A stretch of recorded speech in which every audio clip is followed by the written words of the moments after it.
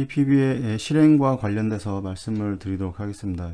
저번 시간에도 잠깐 말씀드렸는데 저번에도 오클루전을 세팅을 하고 그 다음에 이 펌프 플로우에 대한 어떤 이제 그 베리파잉, 어큐레시를 정밀도를 이제 베리파잉하는 이런 과정을 거쳐야 되는데 이 적절한 시스테믹 블러드 플로우를 이제 확인하기 위해서 이제 롤러 펌프의 경우에는 이제 오클루전이라는 이런 단계를 꼭 거쳐야 됩니다. 이 바이패스 전에 이 세팅이 되어야 하고 그 전에 이제 적절한 블러드 플로우의 이제 방향을 검증해야 되는데 이 롤러 펌프는 가장 중요한 게 이 방향성이라고 이제 말씀을 드렸습니다. 이 방향성이 중요하고 그 라인이 어떻게 감겨 있는지 이거에 대한 방향성도 중요하지만 이 롤러 펌프의 이제 회전이 시계 반대 방향이냐 이제 시계 방향이냐에 따라서 이 라인이 연결되는 것도 이제 달라져야 됩니다. 이 두 가지를 동시에 확인을 해야 되고 이 오퍼레이티브 필드에서 이제 CPB 서킷으로의 튜빙을 따라가며 이제 순서대로 꼭 확인을 꼭 해야 됩니다. 이게 여기서는 이제 롤러 펌프든 센트리퓨갈 펌프도 마찬가지고 여기서 연결이 잘 됐는데 만약에 그 수술 필드에서 A 라인과 비너스 라인이 이제 바뀌어서 연결이 된다면 이 또한 이제 큰 문제가 발생을 합니다. 이게 튜빙의 크기가 다르면 이게 크게 이제 그런 문제가 없는데 이제 튜빙의 회로가 그 필드에 올라가 있는 회로가 뭐 8분의 3인치가 두 개가 똑같다거나 A라인, B라인이 아니면 뭐 4분의 1인치로 두 개가 똑같다 그럴 때는 이거는 꼭 계속 그 완전히 환자한테 연결되고 펌프가 돌기 전까지 계속해서 확인을 해야 됩니다. 안 그러면 이제 반대로 이제 진행되는 현상이 일어나고 이제 환자가 이제 완전히 심각한 문제가 발생을 할 수가 있습니다.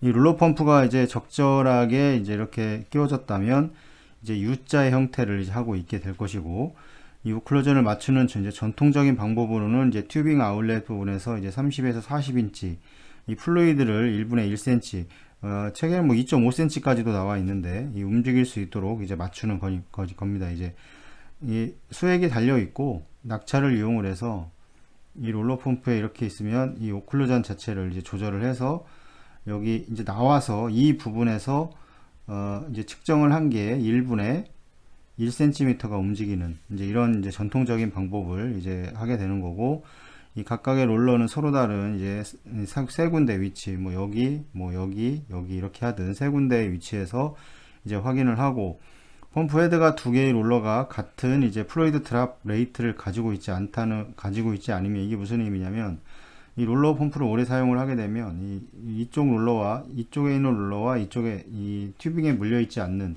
이 롤러의 이격이 다들 달라지게 됩니다. 그래서 이 부분에서는 오클루전이 맞았는데 이 부분이 이리 와서 이제 오클루전을 시행을 하면 이 부분에서는 물이 뭐 빨리 지나가거나 뭐 덜 가거나 뭐 이런 식으로 이제 이런 상태를 가질 수가 있는데 여기서 이런 부분에서의 오클루전은 이제 타이트한 쪽을 기준으로 세팅이 되어야 합니다. 그래서 그 부분 맞는 부분에 뭐 테이프를 붙여 놓든지 아니면 어떤 표시를 통해서 항상 펌프가 멈췄을 때는 그 오클루전 된 위치에 올 수 있도록 이건 뭐 당연히 이제 그 수리를 받아야 되겠죠.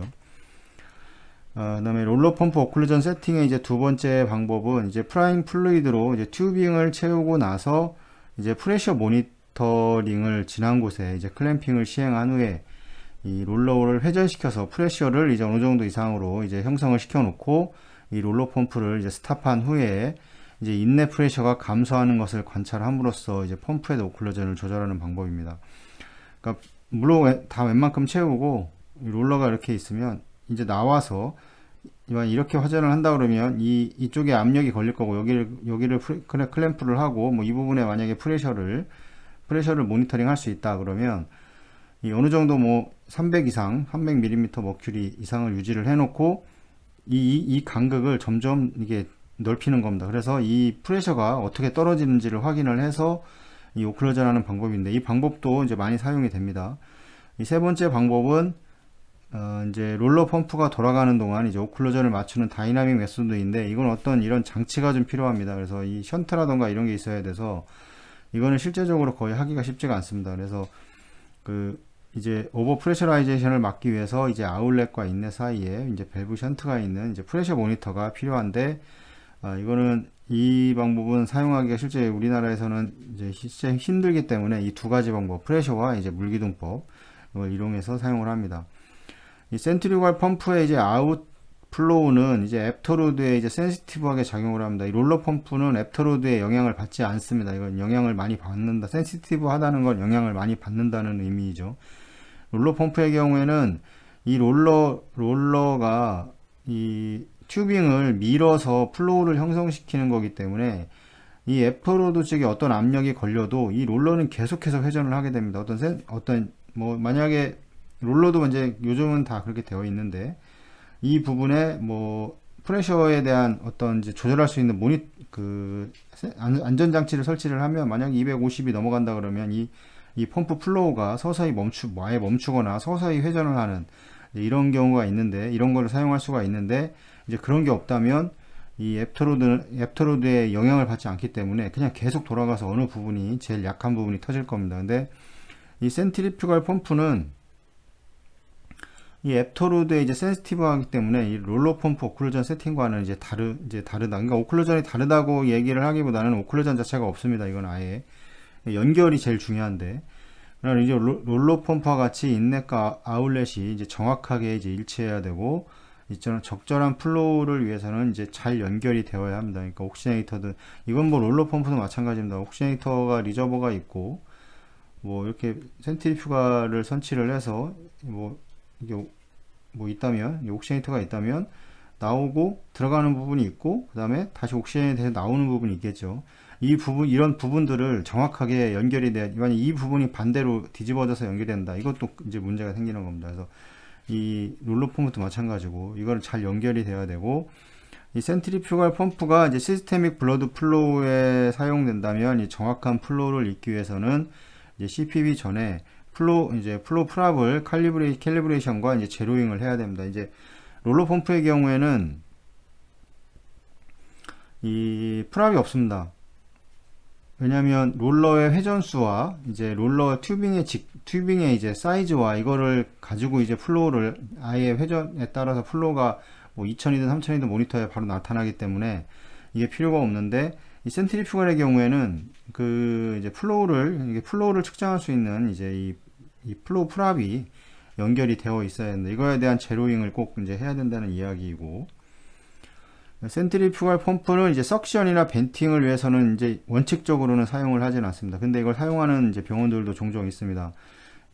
우리나라에서도 어느 병원에 사용한다는 얘기는 들었는데, 이제 실제적으로는 뭐 VABD가 있기 때문에 이걸 굳이 사용할 필요는 없습니다. 그래서 예전에 외국에 가서도 보니까 이 센트리퓨갈 펌프를 두 대를 이용해서 하나는 이제 퍼퓨전을 해주고 하나는 이제 비너스 드레인, 그러니까 네가티브 이제 VABD를 대신해서 이제 연결을 하는 거죠. 근데 이제 문제가 이 센트리퓨갈 펌프가 공기가 들어오면 그거를 잘 회전시키기가 쉽지가 않습니다. 그래서 근데 비너스 라인은 항상 공기가 들어온다고 생각을 해야 되기 때문에 이거 원칙적으로는 잘 사용을 하지 않는데 사용하기도 한다는 거고, 원칙적으로는 사용하지는 않습니다. 이제 그 이유는 이제 이 공기가 센트리퓨갈 안에 이게 유입이 되게 되면 이 펌프가 이제 디프라이밍 되고, 디프라이밍이라는 건 이게 프라이밍이 빠져나가게 되죠, 공기에 의해서. 그다음에 석션 효과와 이제 포워드 플로우를 이제 멈출 수 있기 때문에 이제 이거는 좀 문제가 있습니다. 잘 사용하지는 않고, 그다음에 석션과 이제 벤트 롤러 펌프에 이제 오클루전을 시행을 해야 할 텐데, 이 튜빙이나 플루이드로 채워지지 않았을 때는 인넷 튜빙을 클램핑 해봄으로써 이제 세팅을 할 수가 있습니다. 이거는 뭐냐면 이렇게 롤러가 있으면 이제 이런 석션과 벤트 펌프를 사용하게 되는데 이렇게 감길 텐데, 회전이 이렇게 된다 그러면 이 부분을 클램프를 하는 겁니다. 클램프를 하고 회전을 해서 이 안에 롤러가 이 컬랩스가 되는지를 확인을 하는 방법입니다. 이렇게 해서 보통은 대부분은 어느 나라든 다 이렇게 사용을 할 텐데, 이제 인넷 부분을 잡아야 되는 건 아울렛 부분을 잡는 게 아니고, 그걸 잡아서 이제 오클루전이나 튜빙이 이제 컬랩스가 되는지를 이제 확인을 합니다. 컬랩스가 된다는 거는 인넷이 이렇게 잡혀 있을 때 컬랩스가 된다는 건 오클루전이 돼 있다는 소리입니다. 그래서 이제 세팅을 하게 되는데, 이제 적당한 RPM으로 이제 롤러 펌프를 이제 회전을 하고, 이 롤러 펌프의 튜빙이 이제 컬랩스 되는 정도를 이제 오클루전을 맞출 수가 있습니다. 이걸 가지고 이제 이 토탈 오클루전이냐 아니면 파샬 이제 오클루전이냐를 이제 나누게 되는데, 이 토탈 오클루전은 이 롤러 펌프가 회전을 하고 이 라인이 컬랩스가 돼 있었을 때, 롤러가 멈춰 있을 때 이게 풀리면 안 됩니다.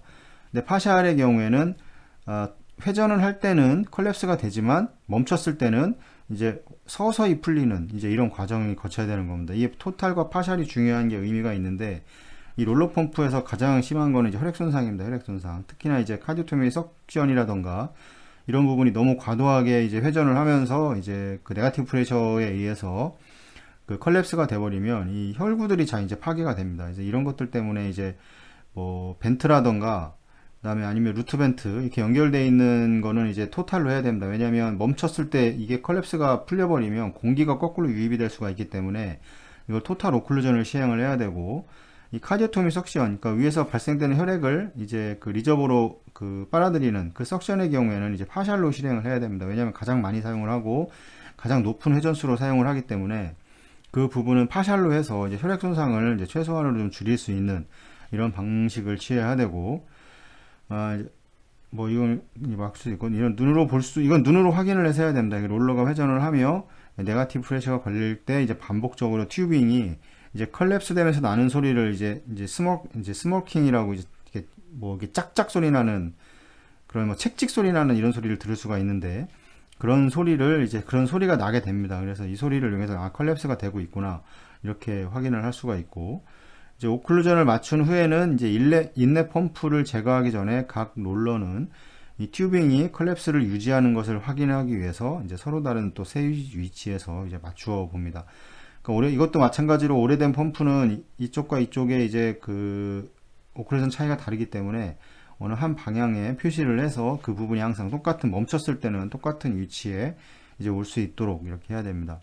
이런 반응은 이제 튜빙의 월의 두꺼움이나 튜빙 월 시크니스나 이제 타입에 따라 좀 달라지는데, 이게 PVC냐 아니면 이제 그 실리콘이냐 이거에 따라 오클루전 자체가 완전히 달라집니다.